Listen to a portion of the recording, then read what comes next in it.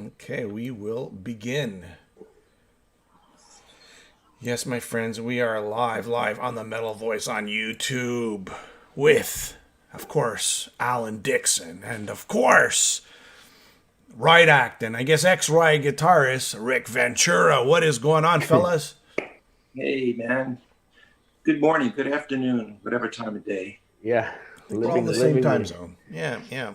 So we got so much to talk about, and we only have 30 minutes to talk yeah. about it in. Well, we'll So, have to, Rick, a lot of yeah. exciting stuff going on.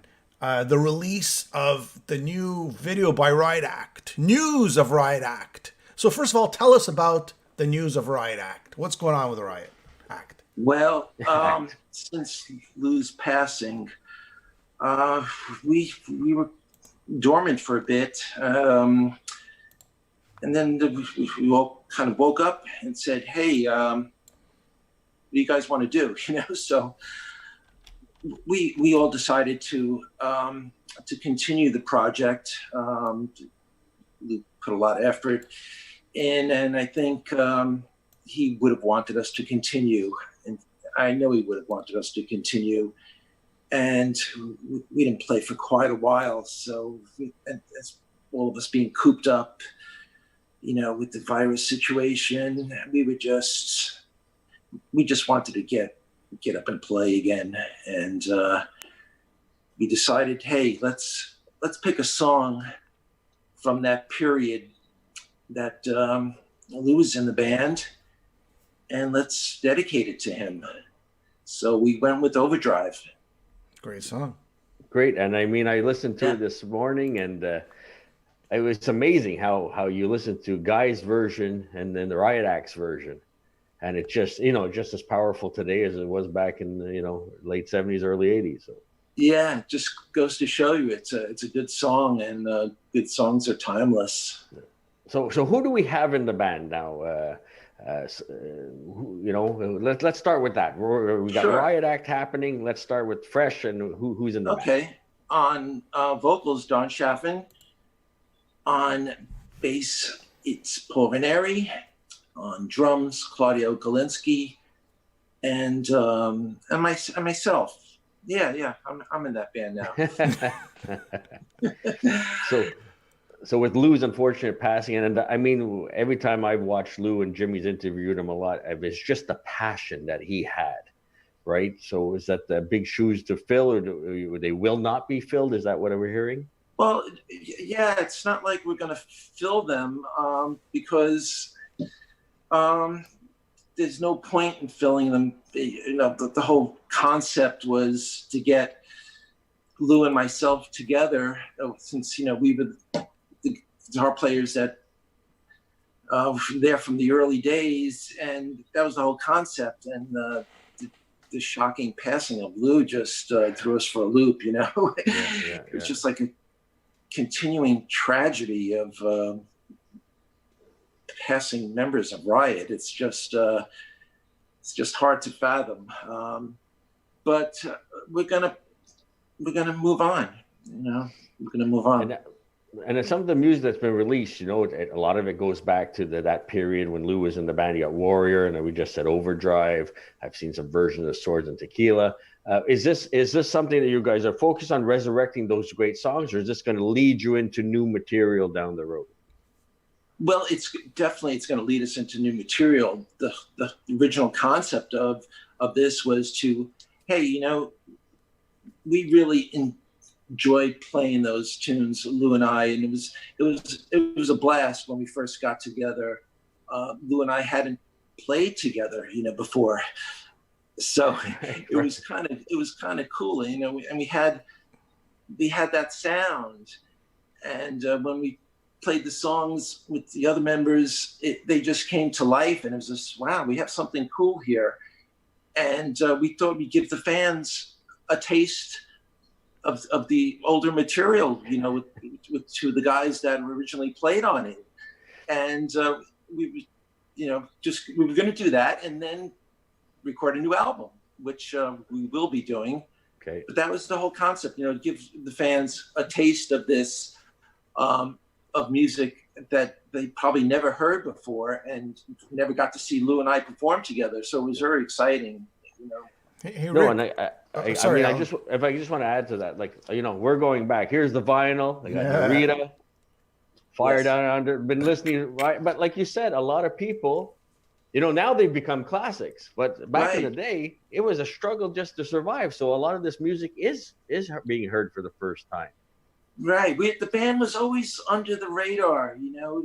We had our cult following and real dedicated, loyal fans. And yeah, it's such a shame. I guess everybody knows the story of the issues we went through.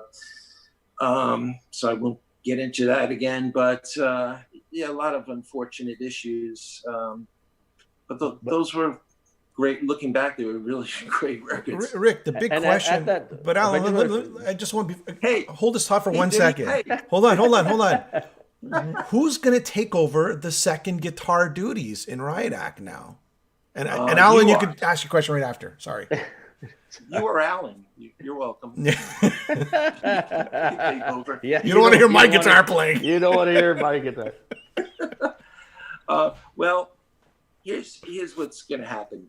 We just started rehearsing again just about a week or so ago. We haven't played since in like 3 months. We haven't gotten together because we've been quarantined. So it was weird going into the studio and actually just 3 of us went in, Paul and Claudia and myself, and actually we went in there just to try some new ideas. So we walked in and as soon as we walk in the corner, there's Lou's amplifier. Oh. And, he just stopped and just looked at it. And it was just a weird feeling, came over us. And it was just like, okay, he's here with us. So we went into some of the old songs. Actually, we played Overdrive. And, it still sounds powerful. It's different. It's 3-piece. We're still experimenting with this. We're gonna try to forge ahead. It's probably going to be a bit different because the band is a little bit different now. The new material is probably going to be. It's still going to be. Is Don going to play the second guitar parts? Well, yeah, I was just going to mention that. Sorry. Don's a pretty competent player, and we might have him strap guitar on for a few of the key songs that call for that dual guitar. So we'll see. This is all new, this is all new, but that's the thought. We have a great singer and he's a great guitar player, and let's take advantage of it. So we'll see what happens. We're going to try it out shortly.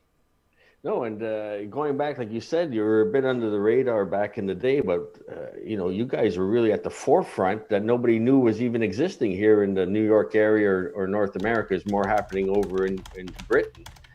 Who else was out there at that time playing? On the East Coast.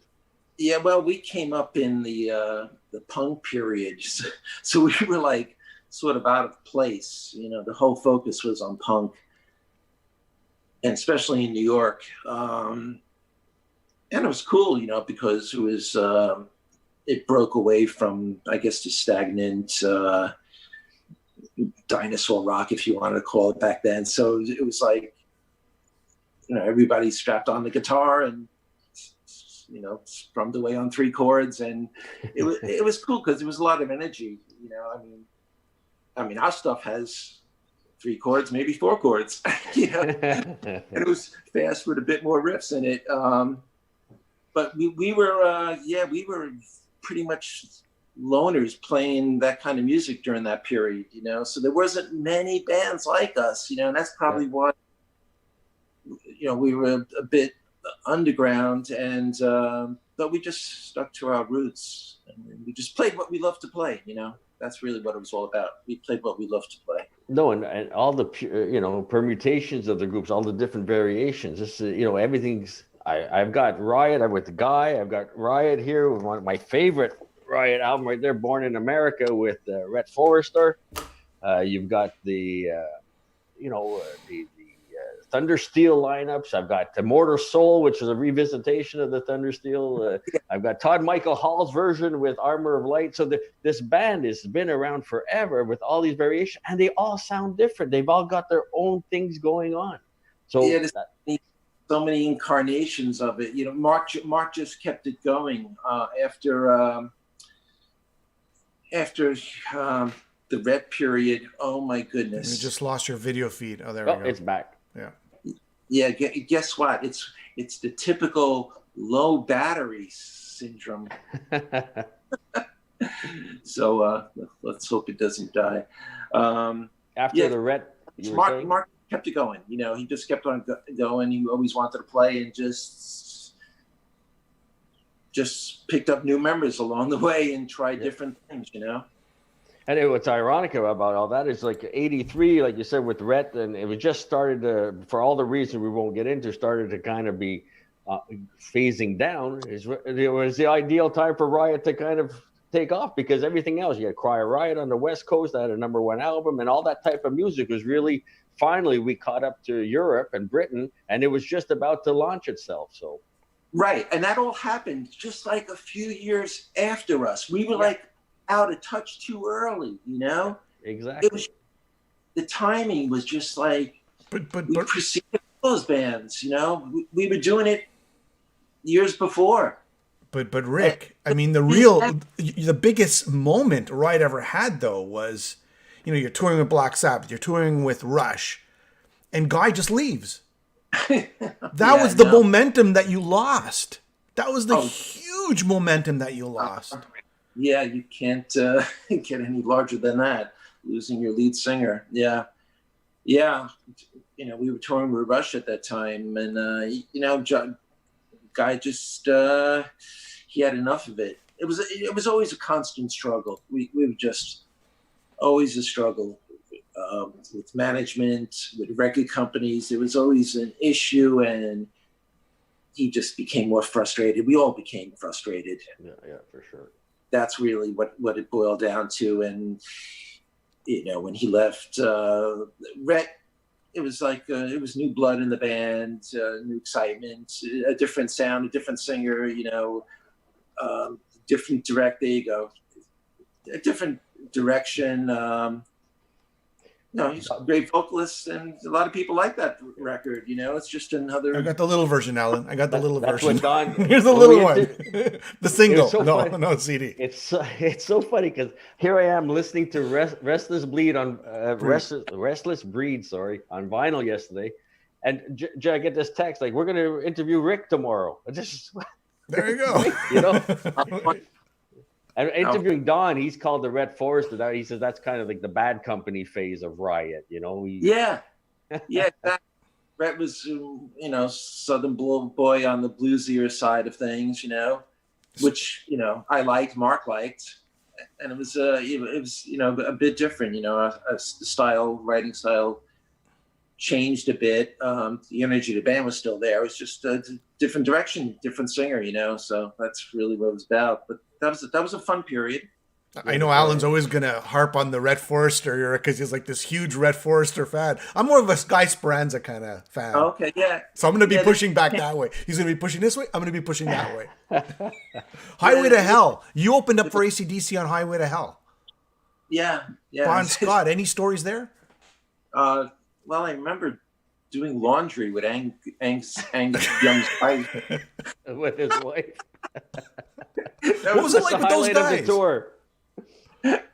Well, it was a blast. We just used to hang out inside the stage and just watch Angus roll around on the stage. They was just a fun band to watch, and Bon Scott. It was one of the great rock vocalists. I mean, he just had such swagger, and we admired them. So it was a blast touring with them, and they had a reputation, especially Bon. I think we were afraid to hang out. We said, "Oh no, if we hang out, we might turn into him. Did he drink that much? Was he really that drinking all the time? Every time you would see Well, him? no. I mean, a lot of stuff is exaggerated, but he was the real deal. Yeah. Yeah. So was Rhett.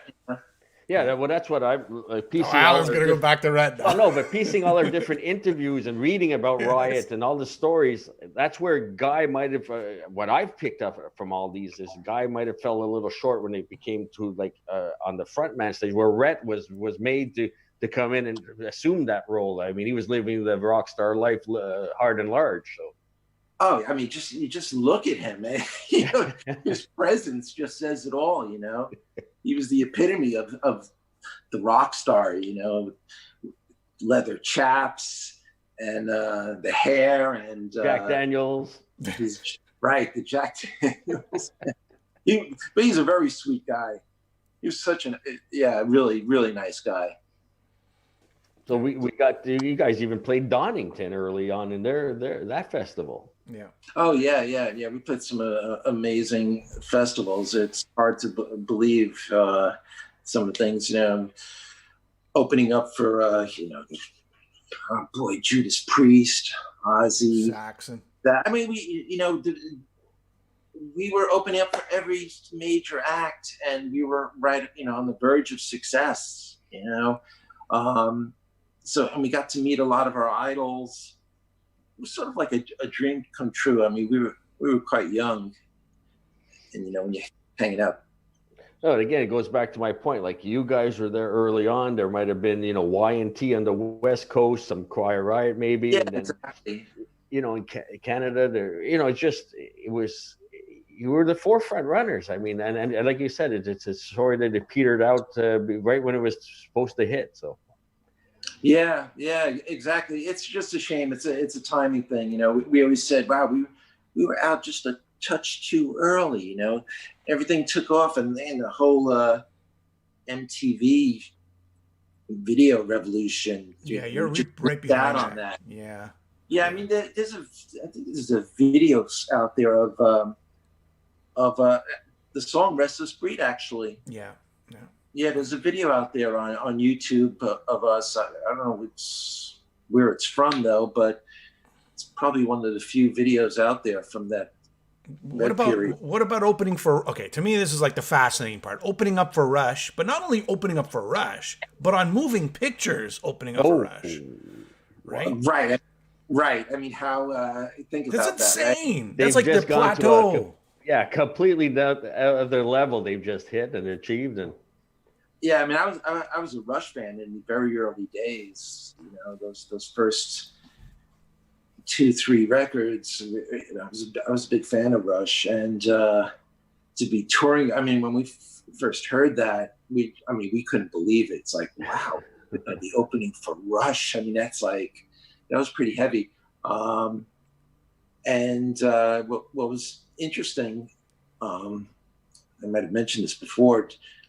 During our sound checks, I remember the first time we were doing the sound checks, and we look out front, and it's Geddy Lee. He's just standing there checking us out, and we're going, "Oh my God, it's Geddy checking us out." We're like freaking out. I bet, yeah. They were nice guys, very cool guys. Any memories of Neil Peart? Neil, just I never hung out with Neil. The memory I have is the time Rush were doing their sound check, and Neil was late to the sound check. So they were up there, and they asked Sandy to come up to fill in. and play. It was Limelight, if I'm not mistaken. Yeah, it was Limelight. It was their big hit, and. Sandy didn't know the song, and their stuff is a little complex. And, but he went up there, made the best of it, and it was just a blast. And we're sitting out front, and wow, it's Sandy and Rush. So he has the title now as the third drummer of Rush. Yeah. yeah, he did it. He did it. And it was cool. He was laughing through the whole thing. They were laughing. And it was a blast. I mean, that was so cool. I guess that was a cool memory. All right, and another one, and now throw this one out: Black Sabbath with Dio. But wait a second, Heaven and Hell, the Black and Blue tour with Blue Oyster Cult. Geez, the timing of everything. I mean, you couldn't be on a better tour. Yeah. Oh, tell me about it. I mean, Dio, I was a big Rainbow fan, and to tour with Dio, that was like, and the guys in Sabbath. I mean, that was just like, that was unbelievable, to tell you the truth. That was unbelievable. I remember opening the elevator. We were in a hotel, and the elevator doors opens, and Ronnie's there, and he's just another sweet human being, just a down to earth, great guy, supportive. Geezer Butler. Another time, I'm sorry. Geezer Butler. Yeah, check this out. Another time we were in a hotel and opened the elevator, and it's Geezer Butler in the elevator, and Bill Ward. Oh yeah, Bill. Yeah. Well, and check this out. It was myself and Kip.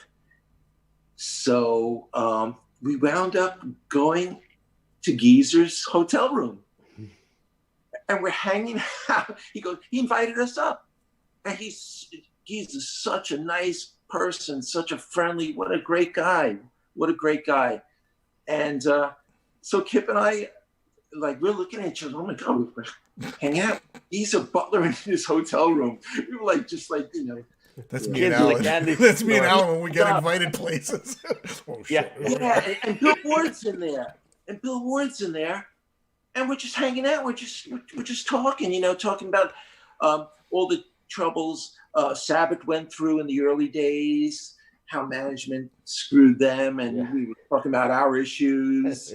And they were giving us advice. They were giving us advice, and we were talking about various musicians, and Bill Ward was hanging out, and he was playing drums on his lap, and I remember he was doing various drummers. He goes, okay, this is John Bonham, and he was doing John Bonham,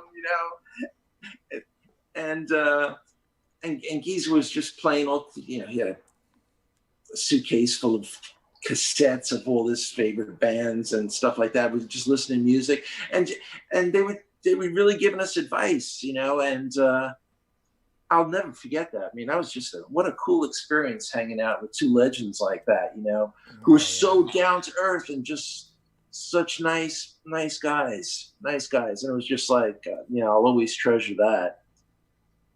Yeah, good. Yeah. Sounds any comments? Any comments coming over, Jim? You want to read? Well, yeah, I'll read some here. Okay. It's more like Mike Colorado, which you know very well, right, Rick? Sure. Yeah. And he's saying he wants to be your tour manager. Really? Yes. Good old Michael. And just Andrew saying Rainbow, Scorpions, Priest, Saxon, these are some of the bands you guys actually played with, which is pretty much, the bands, right? I mean, throw in AC/DC, right? What tour did you play with Judas Priest on? Do you remember? Boy. My memory is shot. Oh boy. It would probably be like before I guess British Steel, right? Alan?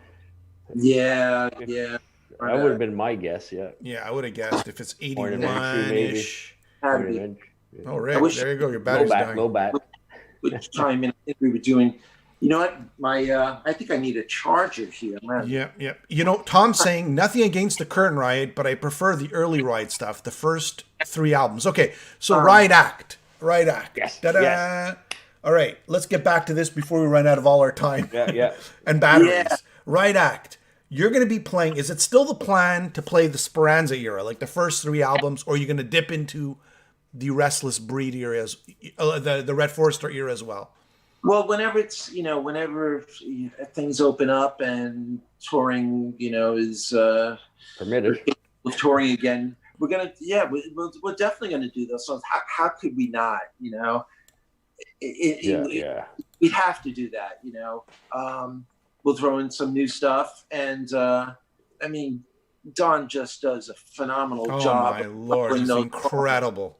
Yeah. It's, I play those songs with him, and, Lou felt the same way. And it's just like, we would just look at each other and smile, because it was just like, he captured the spirit of Guy. It's unbelievable. Tonality is very similar. I mean, Unbelievable. He's his own man. And, the whole band is incredible. From Claudio on drums to Paul on bass. He's, that Billy Sheehan craziness that's going on when he's playing his bass. Hey, Jim, you're wearing Claudio's shirt. I look over and I look at Claudio. What is he doing? How does he do that? It's just, I'm so thrilled to have players like that. It just brings out the best in everybody. Rick, I'm gonna say this. Like, I have the tracks that Lou sent me, right? That you guys recorded. Right. You have an EP out, by the way. Just let's throw that out there. There's an EP, a Riot Act EP out. That's the re-recordings of a few of the first and second album, I believe. Third album, too. First three albums, re-recording of songs. Tell me about that. How's that? Yeah, we did. We originally did that. We had planned to go to Greece before the COVID-19 kicked in. And we recorded 6 tunes from those 3 records and had an EP done for merchandising reasons, and it's available on riotactband.com. And that's the initial concept, was to have that as merchandising and to show the band, the world the band. And what Riot Act, just so everybody knows, riotactband.com. riotactband.com. That's where you can buy this EP. And I would say, and I know people are going to hate me for this, and Alan, please don't hate me. And Rick, I guess you'd love me, but I can't hate you. I can't. I would say, and I hate to say, I am going to say this, I don't care. I think these re-recordings are in a way better than the originals. I don't know why. The production is amazing. The vocals just jumps right out at you. It's just energetic. And how about you had a great original song and you guys made it better. That's what I'm trying to say. Yeah, that's well said.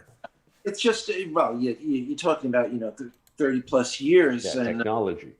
Exactly. And Don has such a talent. He's just an all around, recorded in his studio. It just sounds fresh. The sounds are great. It's just, the energy is great. It just sounds fresh, and it's exciting. I mean, I think it sounds great. Not to take away anything from the original. Of course, you can't top that, because that's Guy there and Mark there and all the original members there. But the sound quality is just such a leap. And that's why I think that's what's really cool about it. The way everyone's playing is just top notch. So we got a couple of minutes left. I just want to say, huge fan, Rick. I've been enjoying the music from back in the 80s. And the only thing could be better, a great interview. The only thing could be better if you could play if you had a guitar and you played the intro to Running with the Law. I mean, that would top. I'll do that another time. I don't have the guitar in this room with me. It's okay, we'll hum it. We'll hum it. Running from the law. I love it. Yeah, that's a great tune. It is. I like Rhett on that. That's pretty cool. Yeah, so look forward to some new material. That's what we're working on right now, and the band's going to forge ahead. And we dedicate. It's at the end of the video there, a little tribute to Lou. Brings tears when I watch the video and just I can't even, like, in a way I enjoy the song, and at the end it's hard for me to watch. Yeah, you still can't fathom that. Wow, he's not with us here, and but this is all in tribute to him, and he will always be there in spirit with us as we move ahead. So just look forward to some new music. And you know what, Rick, like we're talking about, so I've been friends with Lou for a while now, right? Right. And Tom, by the way, Alan, no singing, please. I don't blame you. Every dog in the neighborhood is running away. Just joking around, my friend. We were going to do Bohemian Rhapsody today, but we figured, okay, maybe not. Oh, okay. Yeah, I didn't learn my part. So What was I saying? Yes. Yes. So, and again, I've said this before when we've talked before, Lou, he was, I don't know if you want to call it the driving force of this whole Riot Act concept. He was lobbing you, Rick. Come on, Yeah. Rick, join me. And I you know. finally did. He was the happiest guy in the world. The happiest. It was when we were coming back from the heavy metal award ceremony. Marty, when Riot was inducted, we were on the plane back home, and I said to Luke, yeah, let's do it. Let's do it. And then I called him. I didn't think he probably thought I wasn't going to call him, but I did call him, and he's so happy that I called him. And then then it just started happening. So An important thing to note on this EP, a very important thing to note, Lou is playing on this EP. This is his last piece of work. So I just want everybody to know this is, call it a collector edition. I don't know what you want to call it. A tribute to Lou, we'll call it. So all you huge Lou fans, just pick it up because Lou's on it. It's just a tribute to Lou and everything he did. And of course, Rick's on it in the best band. But I'm just saying, Lou's on this. So Lou's playing guitar, or half the guitar work with you as well on this album. It's so important. Yeah, it's definitely it's a good thing to pick up just to hear his last recorded moments. And he did a great job. What about okay? So new material. Are there any songs new stuff that you're going to be recording now? Is there any sort of Lou ideas you guys might be using, or have you heard anything from Lou? Or there's a few ideas floating out there that we'll touch on. Yeah, there's a few ideas. We just started about a week or so ago rehearsing the new material. So, and it's coming along. So we're really excited about that. A new era. When you guys come to Montreal, me and Alan will be right there. We'll be right there. Keep us posted on all your updates. We'll be happy to spread the word. The Riot Act. Pleasure. Yeah, just give me a ring or whatever contact you'd like. Carry your pigeon. Drop me a line. That's pretty much it. We've got 5 minutes left. Anything else you want to say? Go ahead, Alan. Sorry. No. I thought we were wrapping up, Jim. Go ahead. Yeah, wrapping it up, Alan. Wrapping it up. So a big shout out again, riotactband.com to any information, tour dates, or if you want to pick up the EP, the Riot Act EP, Lou's on it, which is, just a great tribute to him. Revitalize. The songs sound amazing. Check out. That's what I would say. Check out the new video by Riot Act. Just type in. That's it. Go to YouTube. Riot Act Overdrive. Riot Act Overdrive. Overdrive is one word. Yeah. And check out the new video. It's incredible. Yeah, thank you. And Don does an amazing job. Yeah, do that and then go to the guy's version, and you can see the similarities in the voice. I could not believe you say, okay, this is Riot Act. This is the new singer. Great job. Sounds fantastic. Oh, look. Oh, it's actually a cover from the first that put back. And then their sound is so similar.